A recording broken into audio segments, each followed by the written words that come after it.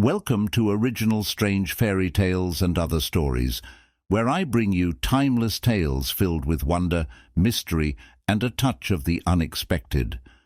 Today, we're diving into a story that has captured imaginations for centuries, a tale so strange and eerie that it makes you wonder if perhaps, at its heart, there's some unsettling truth to it. Set in the town of Hamelin, this story tells of a mysterious figure who arrives to solve a terrible problem. The townsfolk, desperate for help, make a bargain with him, but when they fail to keep their end of the deal, something far more sinister unfolds. What makes this tale even more chilling is that some believe it might be based on actual events from the year 1284, when dozens of children mysteriously disappeared from Hamelin. Whether fact or legend, this story has endured, leaving behind a lingering question: what really happened in Hamelin all those years ago? Before we begin, don't forget to like this video, subscribe to my channel, and hit the notification bell so you won't miss any of the strange and wonderful stories I share. And as always, feel free to leave your thoughts in the comments below, especially if you think there's more to this tale than meets the eye. Now, prepare yourself for one of the most haunting and intriguing stories ever told, where magic, mystery, and perhaps a dash of truth come together. Let's journey into the world of the Pied Piper of Hamelin, as written by Robert Browning. Enjoy.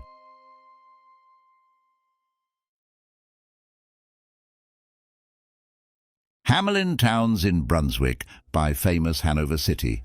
The river Weser, deep and wide, washes its wall on the southern side. A pleasanter spot you never spied, but when begins my ditty? Almost 500 years ago, to see townsfolk suffer so, from vermin was a pity. Rats, they fought the dogs, and killed the cats, and bit the babies in the cradles, and ate the cheeses out of the vats, and licked the soup from the cook's own ladles, split open the kegs of salted sprats, made nests inside men's Sunday hats, and even spoiled the women's chats by drowning their speaking, with shrieking and squeaking, in 50 different shops and flats. At last, the people in a body to the town hall came flocking. "'Tis clear," cried they, "our mayors are noddy, and as for our corporation, shocking, to think we buy gowns lined with ermine, for dolts that can't or won't determine what's best to rid us of our vermin. You hope, because you're old and obese, to find in the furry civic robe ease. Rouse up, sirs, give your brains a racking, to find the remedy we're lacking, or, sure as fate, we'll send you packing." At this the mayor and corporation quaked with a mighty consternation. An hour they sate in council. At length the mayor broke silence. "For a guilder I'd my ermine gown sell. I wish I were a mile hence. It's easy to bid one rack one's brain. I'm sure my poor head aches again. I've scratched it so, and all in vain. Oh, for a trap, a trap, a trap." Just as he said this, what should hap? At the chamber door but a gentle tap. "Bless us," cried the mayor, "what's that?" With the corporation as he sat, looking little though wondrous fat. Nor brighter was his eye, nor moister, than a too long opened oyster, save when at noon his paunch grew mutinous, for a plate of turtle green and glutinous. Only a scraping of shoes on the mat, anything like the sound of a rat, makes my heart go pit-a-pat. "Come in," the mayor cried, looking bigger, and in did come the strangest figure. His queer long coat from heel to head was half of yellow and half of red, and he himself was tall and thin, with sharp blue eyes, each like a pin, and light loose hair, yet swarthy skin, no tuft on cheek nor beard on chin, but lips where smiles went out and in. There was no guessing his kith and kin, and nobody could enough admire the tall man and his quaint attire. Quoth one, "It's as my great-grandsire starting up at the trump of doom's tone, had walked this way from his painted tombstone. He advanced to the council table, and, "Please your honours," said he, "I'm able, but by means of a secret charm, to draw all creatures living beneath the sun, that creep, or swim, or fly, or run, after me so as you never saw. And I chiefly use my charm on creatures that do people harm, the mole, and toad, and newt, and viper, and people call me the Pied Piper." And here they noticed round his neck a scarf of red and yellow stripe, to match with his coat of self-same check, and at the scarf's end hung a pipe, and his fingers, they noticed, were ever straying, as if impatient to be playing upon this pipe, as low it dangled over his vesture, so old-fangled. "Yet," said he, "poor piper as I am, in Tartary I freed the Cham last June from his huge swarms of gnats. I eased in Asia the Nizam of a monstrous brood of vampire bats. And as for what your brain bewilders, if I can rid your town of rats, will you give me 1,000 guilders?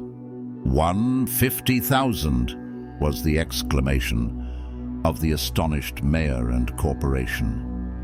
Into the street the piper stepped, smiling first a little smile, as if he knew what magic slept in his quiet pipe the while. Then, like a musical adept, to blow the pipe his lips he wrinkled, and green and blue his sharp eyes twinkled, like a candle flame where salt is sprinkled, and ere 3 shrill notes the pipe uttered, you heard as if an army muttered, and the muttering grew to a grumbling, and the grumbling grew to a mighty rumbling, and out of the houses the rats came tumbling, great rats, small rats, lean rats, brawny rats, brown rats, black rats, grey rats, tawny rats, grave old plodders, gay young friskers, fathers, mothers, uncles, cousins, cocking tails and pricking whiskers, families by tens and dozens, brothers, sisters, husbands, wives, followed the piper for their lives. From street to street he piped advancing, and step for step they followed, dancing until they came to the river Weser, wherein all plunged and perished, save one who, stout as Julius Caesar, swam across and lived to carry, as he the manuscript he cherished, to Ratland home his commentary, which was, at the first shrill notes of the pipe, I heard a sound as of scraping tripe, and putting apples wondrous ripe into a cider press's gripe, and a moving away of pickle tub boards, and a leaving a jar of conserve cupboards, and the drawing the corks of train oil flasks, and a breaking the hoops of butter casks. And it seemed as if a voice, sweeter far than by harp or by psaltery, is breathed, called out, "O rats, rejoice! The world is grown to one vast dry psaltery. So munch on, crunch on, take your nuncheon, breakfast, supper, dinner, luncheon." And just as a bulky sugar puncheon, already staved, like a great sun shone, glorious scarce an inch before me, just as methought it said, "Come, bore me," I found the Weser rolling o'er me. You should have heard the Hamelin people, ringing the bells till they rocked the steeple. "Go," cried the mayor, "and get long poles, poke out the nests and block up the holes, consult with carpenters and builders, and leave in our town not even a trace of the rats." When suddenly up the face of the piper perked in the marketplace, with a, "First, if you please, my 1,000 guilders." 1,000 guilders! The mayor looked blue, so did the corporation too, for council dinners made rare havoc, with Claret, Moselle, Van de Grave, Hock, and half the money would replenish their cellar's biggest butt with Rhenish, to pay this sum to a wandering fellow, with a gypsy coat of red and yellow. "Beside," quoth the mayor with a knowing wink, "our business was done at the river's brink. We saw with our eyes the vermin sink, and what's dead can't come to life, I think. So, friend, we're not the folks to shrink from the duty of giving you something for drink and a matter of money to put in your poke. But as for the guilders, what we spoke of them, as you very well know, was in joke. Beside, our losses have made us thrifty. 1,000 guilders, come, take 50. The piper's face fell and he cried, no trifling, I can't wait beside. I've promised to visit by dinner time Baghdad and accept the prime of the head cook's pottage, all he's rich in, for having left in the caliph's kitchen of a nest of scorpions no survivor. With him I proved no bargain driver. With you, don't think I'll bait a stiver. And folks who put me in a passion may find me pipe to another fashion. How? Cried the mayor. Do you think I brook being worse treated than a cook? Insulted by a lazy ribald, with idle pipe and vesture piebald. You threaten us, fellow. Do your worst. Blow your pipe there till you burst. Once more he stepped into the street, and to his lips again laid his long pipe of smooth straight cane, and ere he blew 3 notes, such sweet, soft notes as yet musicians cunning never gave the enraptured air. There was a rustling that seemed like a bustling of merry crowds justling at pitching and hustling. Small feet were pattering, wooden shoes clattering, little hands clapping, and little tongues chattering. And like fowls in a farmyard when barley is scattering, out came the children running, all the little boys and girls, with rosy cheeks and flaxen curls, and sparkling eyes and teeth like pearls, tripping and skipping ran merrily after the wonderful music with shouting and laughter. The mayor was dumb, and the council stood, as if they were changed into blocks of wood, unable to move a step or cry. To the children merrily skipping by, could only follow with the eye that joyous crowd at the piper's back. But how the mayor was on the rack, and the wretched council's bosoms beat, as the piper turned from the high street to where the Weser rolled its waters, right in the way of their sons and daughters. However, he turned from south to west, and to Koppelberg Hill his steps addressed, and after him the children pressed. Great was the joy in every breast. He never can cross that mighty top. He's forced to let the piping drop, and we shall see our children stop. When, lo, as they reached the mountainside, a wondrous portal opened wide, as if a cavern was suddenly hollowed, and the piper advanced and the children followed. And when all were in to the very last, the door in the mountainside shut fast. Did I say all? No. One was lame, and could not dance the whole of the way, and in after years, if you would blame his sadness, he was used to say, it's dull in our town since my playmates left. I can't forget that I'm bereft of all the pleasant sights they see, which the piper also promised me. For he led us, he said, to a joyous land, joining the town and just at hand, where waters gushed and fruit trees grew, and flowers put forth a fairer hue, and everything was strange and new. The sparrows were brighter than the peacocks here, and their dogs outran our fallow deer, and honeybees had lost their stings, and horses were born with eagles' wings.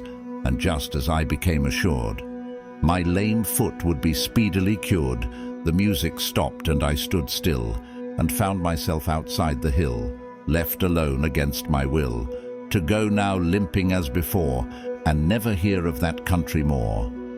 Alas, alas for Hamelin, there came into many a burgher's pate a text which says that heaven's gate opes to the rich at as easy rate as the needle's eye takes a camel in.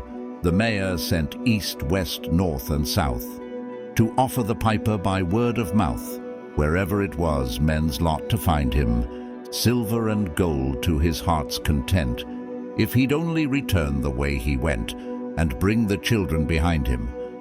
But when they saw 'twas a lost endeavor, and piper and dancers were gone forever, they made a decree that lawyers never should think their records dated duly, if, after the day of the month and year, these words did not as well appear, and so long after what happened here, on the 22nd of July, 1376, and the better in memory to fix, the place of the children's last retreat, that they called it, the Pied Piper's Street, where anyone playing on pipe or tabor was sure for the future to lose his labour, nor suffered they hostelry or tavern to shock with mirth a street so solemn. But opposite the place of the cavern, they wrote the story on a column, and on the great church window painted the same, to make the world acquainted, how their children were stolen away, and there it stands to this very day.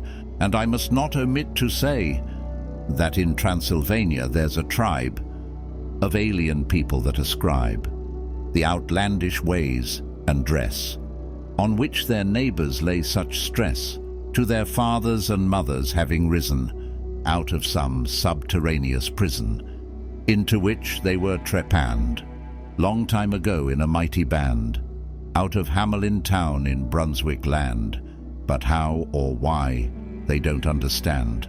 So Willie, let you and me be wipers of scores out with all men, especially pipers, and whether they pipe us free from rats or from mice, if we've promised them aught, let us keep our promise.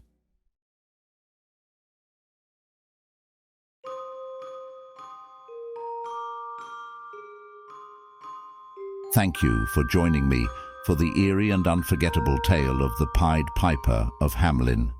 It's a story that lingers long after it ends, with its unsettling mystery and unanswered questions. Was it just a cautionary legend, or could there be some truth hidden within the centuries-old tale? Whatever the case, it's a reminder of the power of promises and the consequences of breaking them. If you enjoyed this story, please give the video a thumbs up, and don't forget to subscribe to my channel, Original Strange Fairy Tales and Other Stories. Hit the notification bell so you won't miss any of the curious and magical tales that I have in store. I'd love to hear your thoughts on this story. What do you think really happened in Hamelin? Leave a comment below, and let's discuss this strange and fascinating piece of folklore. And if you found the story captivating, consider sharing it with others who might enjoy the mystery and wonder of it all. Thank you again for being here, and until next time, remember, stories have the power to enchant, to inspire, and sometimes to haunt us. I'll see you in the next tale.